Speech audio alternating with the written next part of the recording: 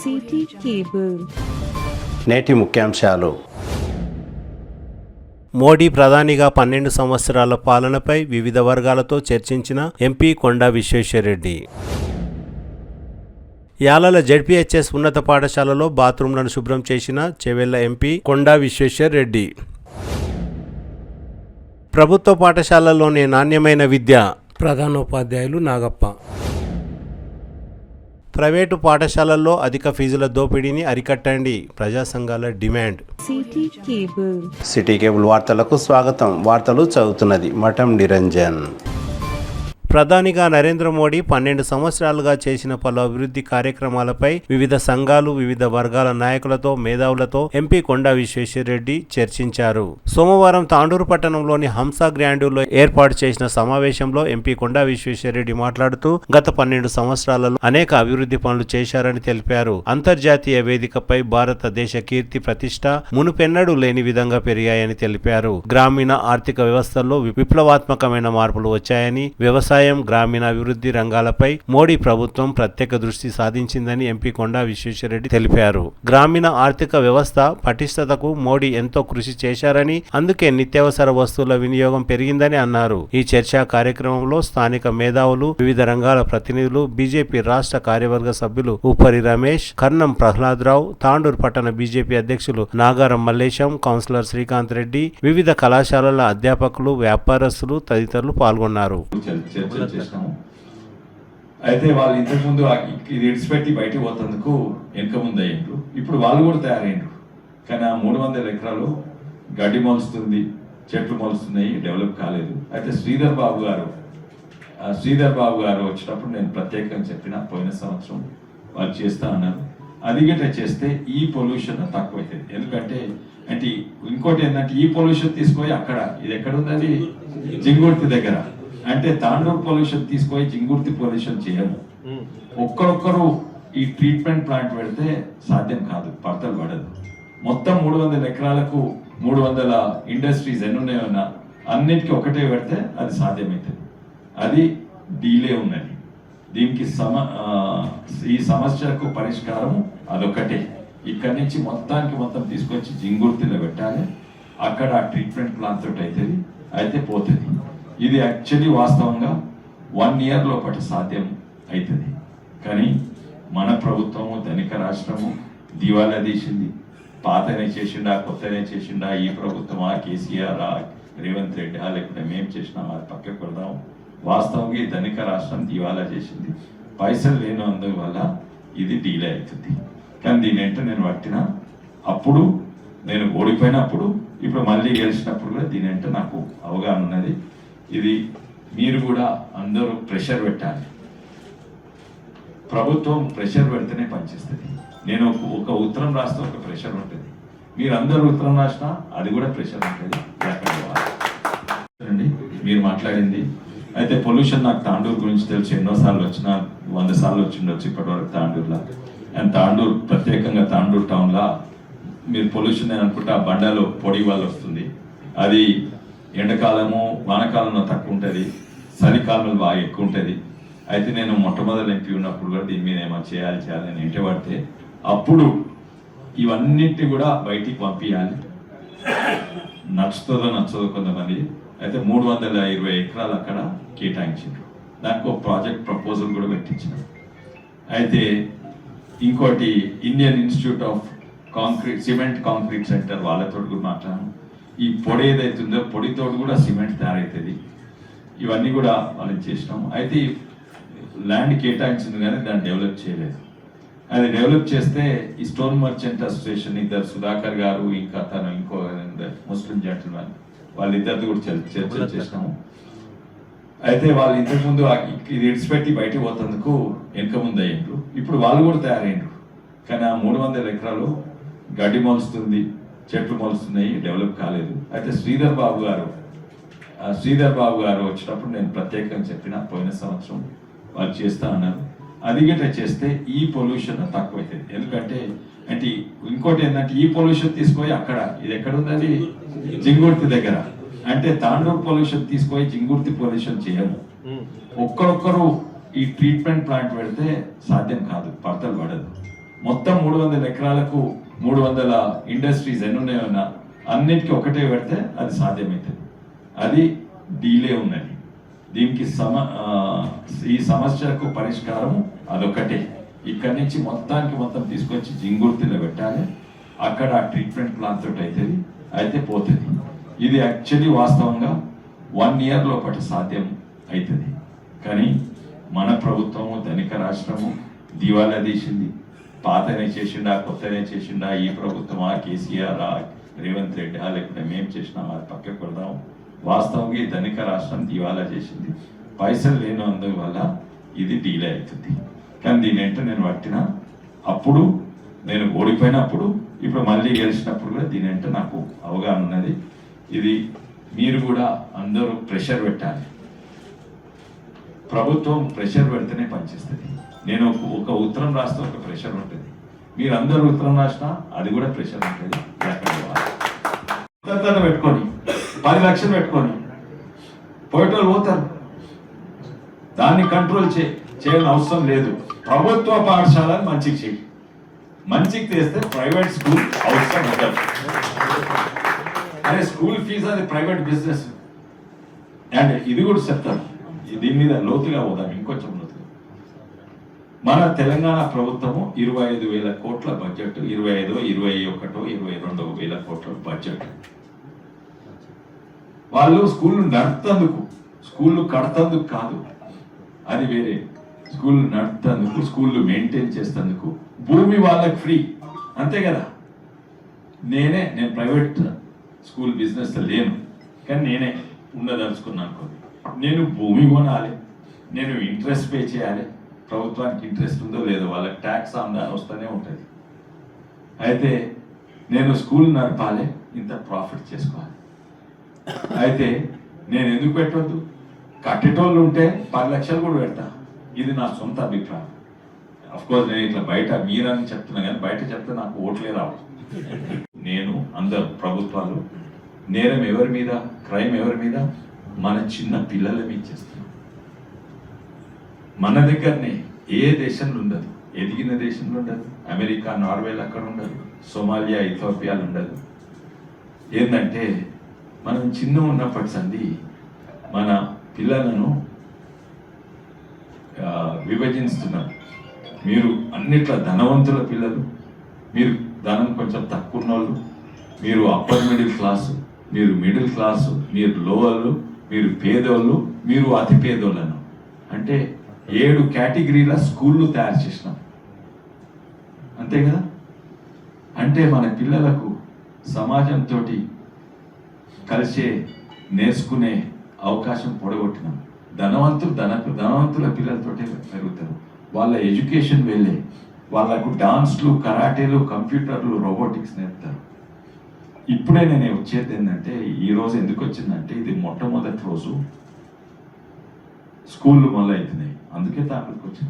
కానీ తాండూరుకు రాలేదు, నేను యాలా స్కూల్లోకి పోయినా. ఎందుకంటే నాకు ఈ సమస్య లోతు అంటే చాలా లోతుగా చేసినాను. నేను స్కూల్లో అటు ఇది చూస్తుంటాను, air condition buses, air condition ఇది, రోబోటిక్స్ చూస్తాను. ఇటు రాజకీయాలకు వచ్చినాక ప్రభుత్వ పాఠశాలకు పోతే పిల్లలకు బాత్రూమ్లు లేవు. ఆ బాత్రూమ్లు ఎంత కంపు ఉంటాయంటే, ఆ బాత్రూమ్ లోపల కాదు, బాత్రూమ్ అంత ఉండి దూరం అంటే ఇక్కడి నుంచే పక్క నుంచి పోవాలి. అయితే బాత్రూమ్ కడుగుడు మొదలుపెట్టినాం.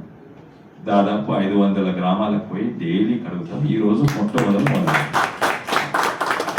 కానీ అదో చిన్న సమస్య నేను మన జిల్లాకు సాల్వ్ చేయగలుగుతున్నాను. ప్రభుత్వ పాఠశాల అది అన్నిట్లో చిన్న సమస్య, అది సాల్వ్. 510 గ్రామాలకు డైలీ 17 బస్సు ట్రక్స్ పోయి డైలీతో కడుగుతున్నాను. నేను కూడా ఇవాళ కడుగు వచ్చిన. కానీ పెద్ద సమస్య ఏంటంటే, మనము మన పిల్లల మీద we are doing a crime on our children. అమెరికాలో 99% గవర్నమెంట్ స్కూల్స్, అంటే గవర్నమెంట్ అంటే క్వాజీ గవర్నమెంట్ స్కూల్స్ అంటారు, పోతారు, ప్రైవేట్ స్కూల్స్లకు పోరు. ఇక్కడ మన గవర్నమెంట్ స్కూల్స్ ఎంత అధ్వానమైనాయి అంటే, ఇప్పుడు పేదోళ్ళు కూడా పంపిస్తలేరు, అతి పేదలు పంపిస్తున్నారు. పేదోళ్ళు కూడా ప్రైవేట్ స్కూల్స్. నేను గోవాకు పోయినా, గోవా రాష్ట్రం పోయినా, అది కూడా నేను సోషల్ మీడియాలో వెచ్చించాను. గోవాకు పోతే అందరు బీచ్లకు పోతారు, ఏదో పబ్లకు పోతారు, కొందరు జువా ఆడుతందుకు పోతారు, ఇవన్నీ పోతారు. కానీ మీరు ఎవరన్నా గోవా పోతే గోవా ఊర్లకు పోండి, ఆడ ప్రభుత్వ పాఠశాలకు పోండి, తర్వాత అంగన్వాడీ సెంటర్ వాళ్ళది, ప్రైమరీ హెల్త్ కేర్ సెంటర్స్ వాళ్ళు. మీరు నమ్మరు మన భారతదేశం అని. ఆ గోవాలో ఉన్న ప్రభుత్వ పాఠశాలలో మన గవర్నమెంట్ స్కూల్స్ కంటే, మన బెస్ట్ ప్రైవేట్ స్కూల్స్ కంటే మంచిగా ఉంటాయి. ఆడ ఈడ బండలు ఎట్లా మెరుస్తున్నాయో ఆడ మెరుస్తాయి. అరే గోవా మన దేశమే, ఇది ఎంత ఫరక్ అంటే ఉన్నది. ఎందుకంటే ఆడ మొత్తం అధికారము సర్పంచ్ చేతులుంటది. వాడు సర్పంచ్ చేతులుంటది. టీచర్ డైలీ రాకుంటే సర్పంచ్ అయితే టీచర్ నిలగొట్టేస్తారు. ఆ టీచర్ ఇంకో దగ్గర పోయి అక్కడ కూడా రాకుంటే ఆ సర్పంచ్ ఎదగొడతారు. 3 జాగాల నుంచి ఎదగొడితే వాళ్ళ ఉద్యోగమే అవుతుంది ఇక్కడ. అయితే ఆడ పిల్లలు కూడా కొంచెం క్లీనింగ్లో పాల్గొంటారు. డాక్టర్ ప్రైమరీ హెల్త్ కేర్ లా ఊరికి పోనే ప్రతి బోర్డు మీద ప్రైమరీ హెల్త్ కేర్ డాక్టర్ పేరు రాసి ఉంటుంది. అందరూ చాలా విషయాలు ఎడ్యుకేషన్ గురించి, తర్వాత హెల్త్ గురించి బాగా మాట్లాడారు. అవన్నీ నీడెడే. తర్వాత ఇప్పుడు తాండూరు, యాక్చువల్లీ ఇంతకుముందు ఒక తాండూరు అనేది మా తెలంగాణలో దుబాయ్ అని పేరు వచ్చింది. దాంట్లో మల్కాపూర్ గ్రామం అనేది తాండూరు దుబాయ్ అనే పేరు వచ్చింది. అక్కడ ఇప్పుడు తాండూరులో పరిస్థితి ఎట్లేందంటే, తాండూరు నుంచి దాదాపు శంకర్పల్లికి వలస కార్మికులు దాదాపు 500 మంది తాండూరు నుంచి మినిమం 105 మెంబర్స్ అవుతున్నారు. అలాగే మల్కాపూర్ గ్రామం అయితే టోటల్ ఖాళీ అయిపోయింది. అంటే ఈ తాండూరు నుంచి గౌతాపూర్ సెక్టర్ వరకు, గౌతాపూర్ నుంచి కొత్తపూర్ సెక్టర్ ఉందో ఆల్మోస్ట్ 50 to 60% లేబర్ హైదరాబాద్కి షిఫ్ట్ అవుతున్నారు. దీనికి కారణం ఏంటంటే, దీనికి ఫస్ట్ అన్నిటికన్నా మొత్తం గనులది యొక్క యాజమాన్యం కానీ, గనుల యొక్క నియంత్రణ లేకపోవడం కానీ, తర్వాత వీళ్ళకి సరైన గైడ్లైన్స్ లేకపోవడం కానీ ఒక కారణం. అలాగే తర్వాత అన్నిటికంటే ఇంకొక అందరూ మర్చిపోయిన విషయం మద్యపానం. అది దాంట్లో మొత్తం టోటలీ ఆ సెక్టర్, లోవర్ సెక్టర్ టోటలీ మొత్తం ఇచ్చేసేస్తుంది. అదొక దానిపైన దృష్టి సారించాలి.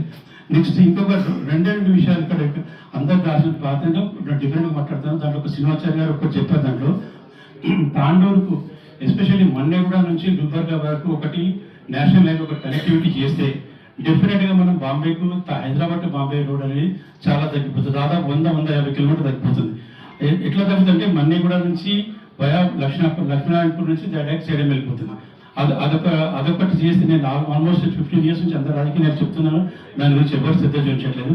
సెకండ్ ఇంకోటి, లాస్ట్ టైం నేను ఉమేష్ యాదవ్ గారితో కలిసి Tandur to Chincholi railway track గురించి మాట్లాడినా, అది ప్రోగ్రెస్ ఉంది. అది ఉద్గిర్ నుండి మహబూబ్నగర్ కనెక్టివిటీ చేస్తే డెఫినెట్గా మన తాండూరు ప్రజలకు ఉన్నది. ఎందుకంటే ఏ ఊరైనా సరే మెయిన్ పట్టణానికి 100 కిలోమీటర్ రేడియస్లో ఉన్న దూరం ఉంటే ఆ ఊరు అభివృద్ధి చెందింది. ఎస్పెషల్లీ మహబూబ్నగర్ తీసుకోండి, సిద్దిపేట తీసుకోండి, తర్వాత గద్వాల్ తీసుకోండి. మీరు ఏదైనా సరే 100 కిలోమీటర్స్ యాక్సెస్ ఉండాలి. 100 కిలోమీటర్ యాక్సెస్ ఉండాలంటే మనకు కనెక్టివిటీ ఉండాలి. ఆ కనెక్టివిటీ లేకపోవడమే తాండూరు, ఎందుకంటే లాస్ట్ ప్లేస్ అయిపోయింది తెలంగాణలో. కాబట్టి ఆ కనెక్టివిటీ తాండూరు నుంచి రావాలంటే డెఫినెట్గా ఒక ట్రైన్ రూట్ కావాలి, ఒక నేషనల్ హైవే, ఆల్రెడీ ఒక నేషనల్ హైవే ఇక్కడ మహబూబ్నగర్ టు ఇక్కడ పోతుంది, మన్నెకి పోతుంది. అదే సేమ్ నేషనల్ హైవేని మనం మన్నెగూడ టు గుల్బర్గా చేసిన అనుకోండి, డెఫినెట్గా మనకి యాక్సెస్ పెరుగుతుంది. మన వారికి కొంచెం ఇక్కడ దాబాలు పెట్టుకోవాలి, వాటి వీటికి మంచి మూవీస్ ఉంది. ఇంకా అదొకటి యాక్సెసిబిలిటీ ఒకటి. సెకండ్ ఇండస్ట్రీస్ సార్, ఇక్కడ ఇండస్ట్రీస్ లేకపోవడం వల్ల మన తాండూరులో కార్మికులు, ఇంతకుముందు చెప్పిన పాయింట్, తాండూరులో కార్మికులు తర్వాత అందరూ బయటికి వెళ్ళి పనిచేసుకుంటున్నాను. ఆ ఇండస్ట్రీస్ పైన ఫోకస్ చేయాలని మీకు ఈ సభాముఖంగా పెట్టుకుంటున్నాను. ఈ రెండింటిని చేస్తే అనుకోండి డెఫినెట్గా తాండూరు మీరు చెప్పిన ప్రకారం జరుగుతుంది. ఇంకోటి సార్ చెప్పినట్టు వాటర్ గురించి, జలం గురించి చెప్పాను కదా, ఆ జలం గురించి ఫస్ట్ మనం అందరం డైజెస్ట్ తింటున్నాం కానీ ఎక్స్క్రీషన్ గురించి మాట్లాడతలేదు. ఆ విషయం కూడా మేము మున్సిపల్ చైర్మన్ అప్పటి చెప్తున్నాను, వాళ్ళకి చీమ కొట్టినట్టుగా కనిపిస్తుంది. అదే విషయం చెప్తున్నాను, ఎక్స్క్రీషన్ కూడా ఇంపార్టెంట్. ఎట్లా తినడం ఇంపార్టెంట్, ఎక్స్క్రీషన్ అదే ఇంపార్టెంట్. దాన్ని కూడా మీరు సరైన దీన్ని తీసుకోవాలని సభాముఖంగా పెట్టుకుంటే ఈ అవకాశం చూపింది. గారికి కూడా ధన్యవాదాలు కార్యక్రమాన్ని ఏర్పాటు చేసిన మేధావుల అభిప్రాయం తీసుకోవడం చాలా గర్వకారమైన విషయం. అయితే ముఖ్యంగా ఇంతకుముందు చెప్పినట్టు విద్య వైద్యం మీద ఎక్కువ ప్రాధాన్యత ఇవ్వాలని చెప్పారు. ఎక్కడైతే విద్య వైద్యం అందుబాటులో ఉంటుందో ఆ ప్రాంతాలు బాగా అభివృద్ధి చెందుతాయి. ఒకటి. రెండోది ఏంటంటే, ఈ ప్రాంతంలో తెలంగాణ ఉద్యమ సమయంలో స్థానికులకు ఈ సిమెంట్ కర్మాగారాల్లో ఉద్యోగ అవకాశాలు కల్పిస్తామని మాట ఇచ్చిండ్రు. కాబట్టి ఇక్కడ ఉద్యోగ అవకాశాలు కూడా స్థానికులకు ఎక్కువ కల్పిస్తే వాళ్ళకు ఒక జీవనోపాధి అవుతుందని ఎంపీ గారి దృష్టికి తెస్తున్నాను. అదేవిధంగా ఎంపీ గారికి కూడా ఒక ధన్యవాదాలు చెప్పాలి. ఇక్కడ రైళ్ల కోసం కూడా వాళ్ళు హామీ ఇచ్చి దాని ప్రకారం కూడా మొన్ననే ఒక స్పెషల్గా వాడికి తాండూరు మీదుగా వాడికి రైళ్లు కూడా వేసిండ్రు. మరి కొన్ని స్టేషన్లు కూడా రైళ్లు అవుతున్నాయి. దానికి వారికి ప్రత్యేకంగా ధన్యవాదాలు. అదేవిధంగా సెంట్రల్ పరిధిలో నేషనల్ హైవే రోడ్ ఒకటి పెండింగ్లో ఉంది. మన్నేగూడ నుండి వయా తాండూరు మీదుగా జైరాబాద్, మోమన్పేట మీదుగా జైరాబాద్ ఎప్పుడు సదాస్పేట్కు పెద్ద స్కీమ్ అది. ఆల్రెడీ డీటెయిల్ ప్రాజెక్ట్ రిపోర్ట్ కూడా రాష్ట్ర ప్రభుత్వం ద్వారా కేంద్రానికి వెళ్ళింది. కేంద్రంలో గడ్కరీ వద్ద పెండింగ్ ఉంది. అది ఒకటి నేషనల్ హైవే రోడ్ అయితే ఈ ప్రాంతం ఎంతో అభివృద్ధి చెందడం పాటు రోడ్లు కూడా ఇప్పుడు మనకు మన్నగూడ వరకు మంచిగా నేషనల్ హైవే రోడ్ అవుతుంది. కాబట్టి ఇక్కడ కూడా తాండూరు ప్రాంతంలో వెనుకబడ్డ తాండూరు ప్రాంతం కూడా వ్యాపార పరంగా ఇతర రంగాల్లో పరిశ్రమలు కూడా ఇక్కడ ఎక్కువ ఏర్పాటు చేసే అవకాశం ఉంటుంది. కాబట్టి ఈ దృష్టిలో పెట్టుకొని చేయాల్సి నాకు ఈ అవకాశం ఇచ్చినందుకు ధన్యవాదాలు తెలియజేస్తాను. దానికి నోచుకోలేక చాలా మంది రైతులు ఇబ్బంది పడుతున్నారు. కోట్పల్లి రిజర్వాయర్ సంబంధించి అనేక సమస్యల మీద ఉద్యమాలు చేస్తే ఇవాళ కొంత మేరకు కాలువల నిర్మాణం పునర్నిర్మాణం జరుగుతూ ఉంది. ఇక శివసాగర్ ప్రాజెక్టు ఎక్కడికక్కడే ఉంది. ఇక్కడ నుంచి కార్నా రివర్ లో 2 TMCల ఇక్కడ నిల్వ ఉంచుకోవడానికి అవకాశం ఉన్నప్పుడు కూడా దాన్ని ఇప్పటి వరకు కూడా ఈ ప్రాంతంలో దాన్ని పైన చిత్తశుద్ధి కావడం లేదు. దాని విషయంలో కూడా మనం దృష్టిలో పెట్టుకునే అవకాశం వచ్చిన దగ్గర దానికోసం కూడా ఆలోచించాల్సినటువంటి అవసరం ఉంది. అదేవిధంగా దేవాలయాలు ఈ ప్రాంతంలో పెద్దగల్ మండలానికి వస్తే అంబురామేశ్వర స్వామి దేవాలయం చాలా ప్రసిద్ధి చెందింది. ఈ కర్ణాటక రాష్ట్రానికి ఆనుకొని ఉన్నటువంటి ఈ తాండూరు నియోజకవర్గంలో ఇటు జుంటిపల్లిలో రామాలయము, అదేవిధంగా బషీరాబాద్ లో ఏకాంబరేశ్వర అభివృద్ధి చెందించడం లోపల ప్రభుత్వాలు వెనుకబడినాయి. కాబట్టి దీని విషయంలో మేధావులైన అందరం కూడా మనం పార్టీలకు అతీతంగా ఆలోచించాల్సిన అంశాలు. ఇక్కడ ఈ నాపరాతి బండ కానీ కందిపంటకి ఆల్మోస్ట్ ఇక్కడ గ్లోబల్ ట్యాగ్ ఇచ్చినాము. ఇక్కడ బండ ఎక్స్పోర్ట్ అవుతుంది ప్రపంచవ్యాప్తంగా. దాని మీద మొన్ననే పవన్ ఒక రాళ్ళీరుతున్న తాండూరు అని చెప్పేసి ఒక మొన్న పుస్తకం రాసిన చాలా గొప్పగా.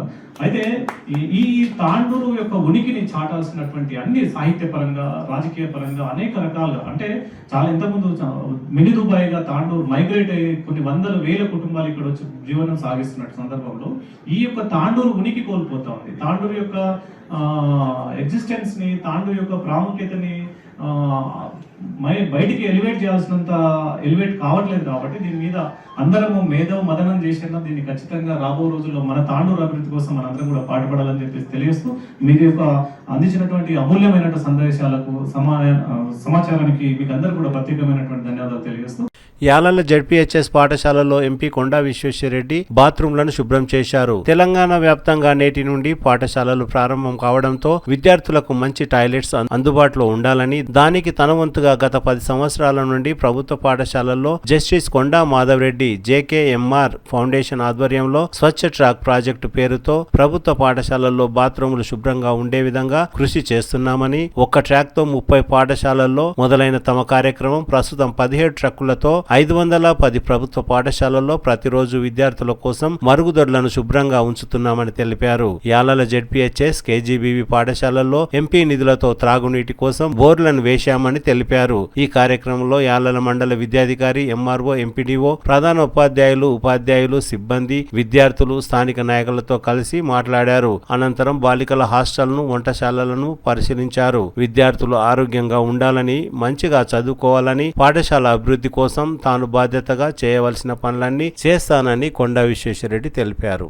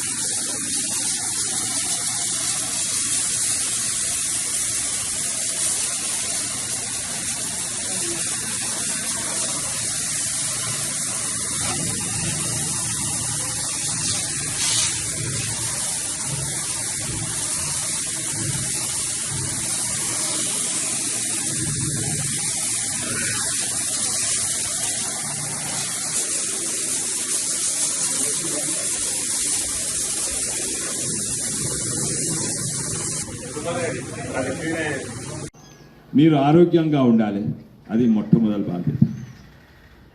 అంటే మీరు మంచిగా తినాలి, మంచిగా ఆడుకోవాలి కూడా.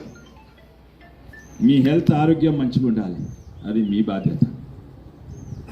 మీరు శుభ్రంగా ఉండాలి, అది రెండో బాధ్యత. మీరు మంచిగా చదువుకోవాలి, ఇవన్నీ కూడా మీరేదో సమాజ సేవ లేకుంటే ఇంట్లో అవి తర్వాత. దాని తర్వాత మీ ఇల్లును శుభ్రంగా ఉంచుకోవాలి. మీరు ఇంట్లో బాత్రూమ్ పోతే దాన్ని శుభ్రంగా ఉంచుకోవాలి. తర్వాత స్కూళ్ళు ఉంటే లేకుంటే బయటికి పోతే బయట చెత్త వేయవద్దు. మీరు శుభ్రంగా ఉండేది కాక మీ చుట్టుపక్కల ఇది కూడా శుభ్రంగా ఉంచుకోవాలి. అంతే మీ బాధ్యత.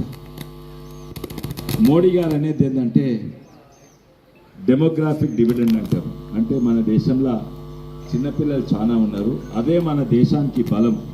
ఎందుకంటే వీళ్ళు పెద్దగా అయితే వీళ్ళే దేశాన్ని ముంగట్ తీసుకుపోతారు. మీకు జ్వరం వస్తే మీరు దేశాన్ని కచరా వేస్తే, మీరు మంచిగా చదువుకుంటే మీకే కాదు దేశానికి కూడా నష్టం. అందుకే మీ మొట్టమొదటి బాధ్యత మీరు మంచిగా తినాలి, ఆరోగ్యంగా ఉండాలి, మంచిగా ఆడుకోవాలి, మంచిగా చదువుకోవాలి. అది దానికంటే మించి బాధ్యత లేదు.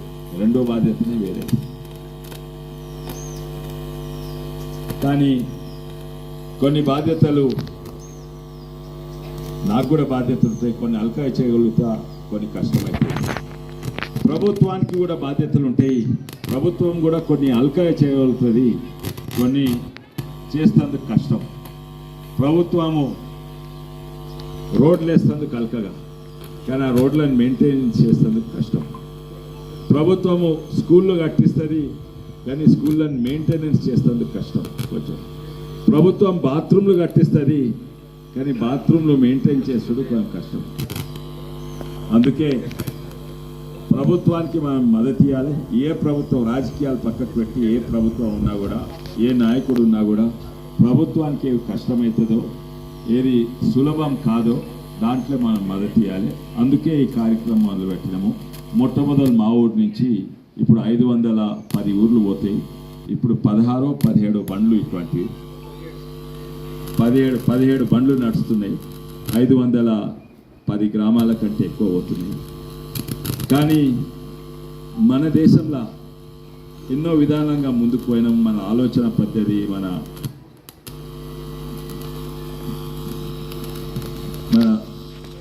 సంస్కృతి పెద్దది, గొప్పది. కానీ మనం కొన్ని చిన్నగా చూస్తాం. ఇప్పుడే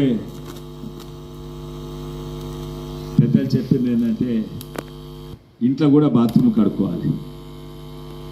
మీరు అమెరికా ఓన్రి, జపాన్ ఓన్రి, లేకుంటే అన్ని ఎదిగే దేశాలు ఓన్రి, ప్రతి ఒక్కరూ వాళ్ళ బాత్రూమ్ కడుక్కుంటారు. బిల్ గేట్స్ అని విన్నారా? బిల్ గేట్స్ ఆయన పెద్ద గొప్ప మనిషి, అన్ని కంప్యూటర్లు ఇవన్నీ తయారు చేసిండ్రు, సాఫ్ట్వేర్లు. ఆయన కూడా కోటీశ్వరుడు, ఆయన కూడా ఆయన సొంత బాత్రూమ్ కడుపుతాడు. కానీ మన దేశంలో బాత్రూమ్ కడుపుతా చిన్నగా చూపెడతారు. ఎంతోమంది అక్కడ చేస్తారు. అయితే చిన్నగా చూడొద్దు, వీళ్ళు గొప్పవాళ్ళు, బాత్రూమ్ కడిగేతోళ్ళు.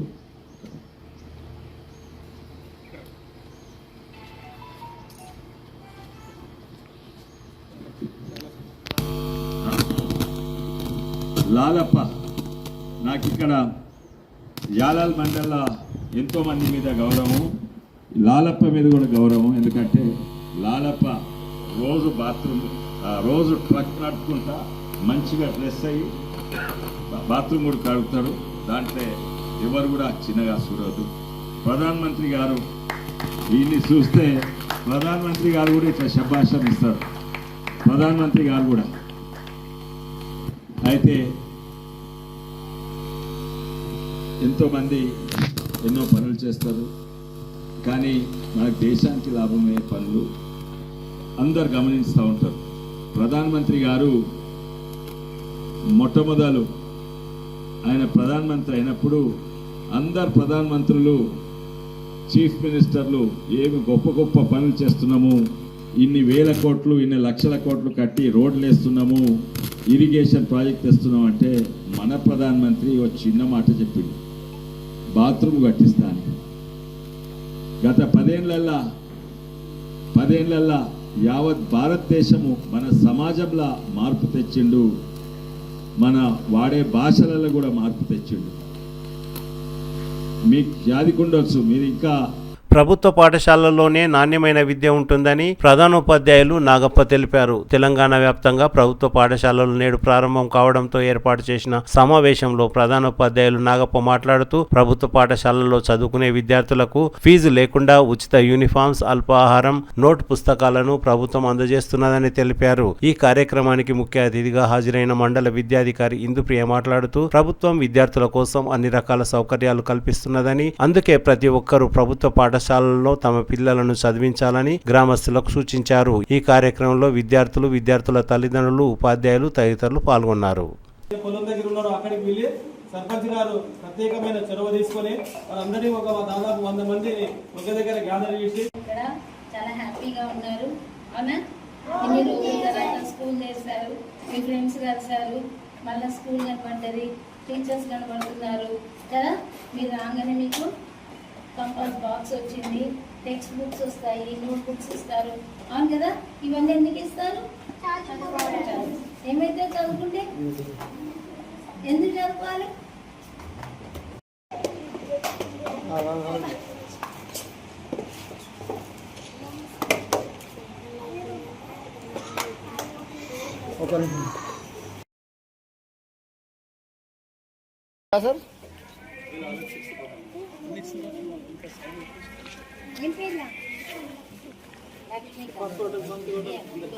తీసుకోండి, తీసుకోండి.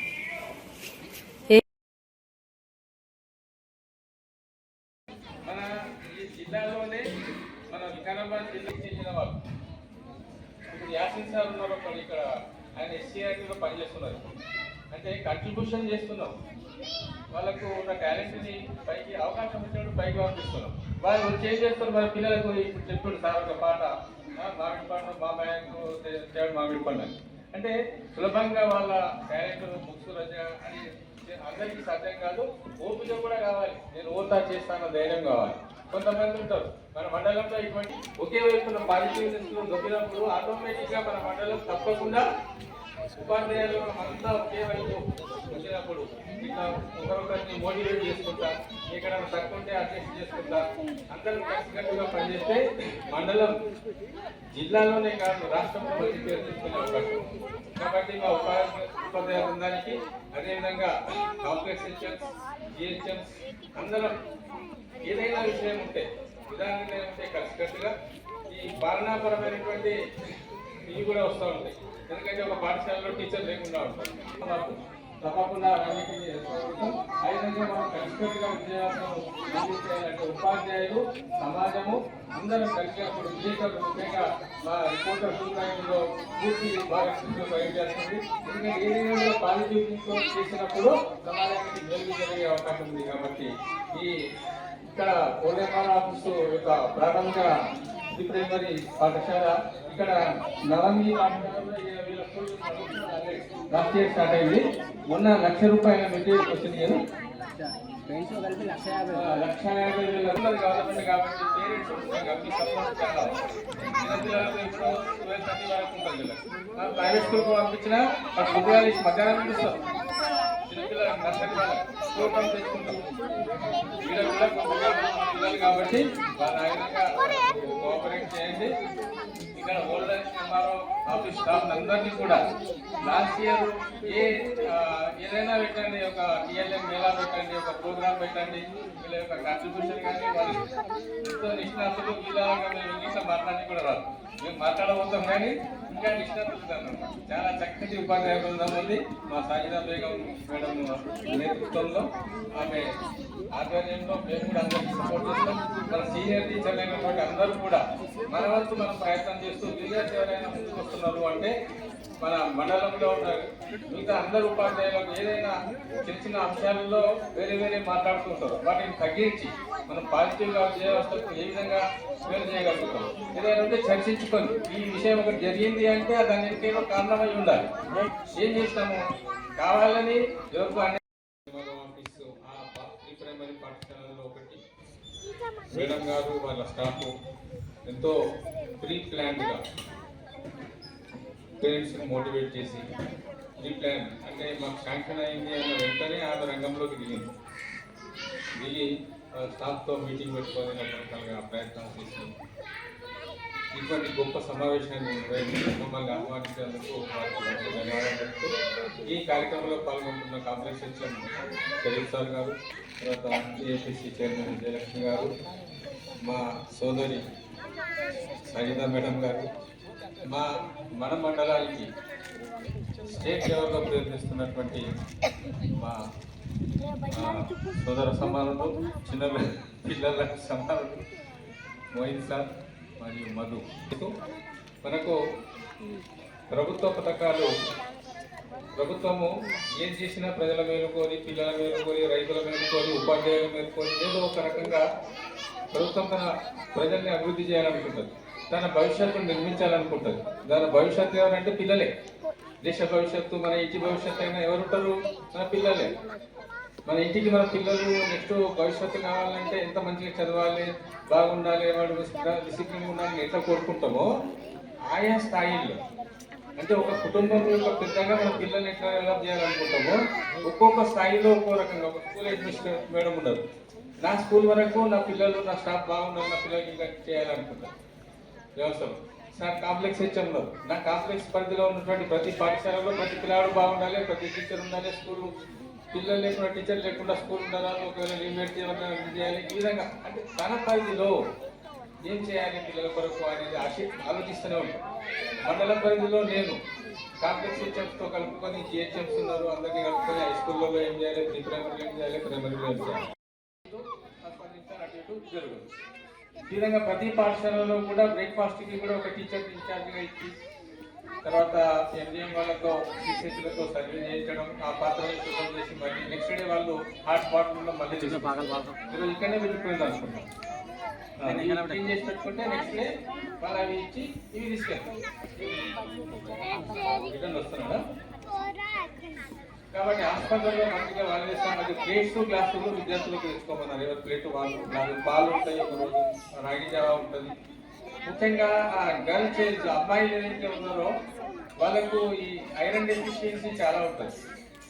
ఐరన్ డెఫిషియన్సీ వల్ల రక్తహీనత ఏర్పడుతుంది. అందుకని రాగి జావా అనేది అమ్మాయిలకు కంపల్సరీ తాగించాలి. బెల్లంతో కూడిన రాగి జావా. మహిళలు టీనేజ్ వాళ్ళు చాలా చక్కగా తీసుకోవాల్సిన మెయిన్ జాగ్రత్తలు. ఎందుకంటే ఆరోగ్యం బాగుండాలంటే ఐరన్ బాగుండాలి. అందుకని రాగి జావాను గవర్నమెంట్ ఇంట్రొడ్యూస్ చేసింది. చాలా రోజుల్లో మేము స్కూల్లో చూస్తున్న తాగరు పిల్లలు, బలవంతంగా తాగిస్తూ ఉంటున్నారు. అమ్మాయిలు అయితే భోజనం కూడా చేయరు, చేసిన సారని వెళ్ళిపోతూ ఉంటారు. ప్రతి ఒక్కరిని ఇన్ పర్టికులర్గా గమనించి పెట్టడం జరుగుతూ ఉంది. అయితే ఎట్లా ఇవ్వడం జరిగింది. మొన్ననే మొత్తం అప్లికేషన్ ఇవ్వడం జరిగింది, పై అధికారులకు పంపించడం జరిగింది. అది ఈ రోజు రేపట్లో శాంక్షన్ అయ్యి ఇక్కడికి వస్తుంది. వాళ్ళకి ఫుడ్, స్నాక్స్, డ్రెస్ ప్రతి ఒక్కటి వాళ్ళకి ప్రొవైడ్ చేస్తుంది గవర్నమెంట్. కాబట్టి మీ పిల్లల యొక్క భవిష్యత్తు, బంగారు భవిష్యత్తు చేయడానికి మేమందరం కూడా చాలా కష్టపడుతున్నాం. దయచేసి సార్ వాళ్ళందరూ అన్నట్టు ప్రైవేట్ స్కూల్ చూడకండి.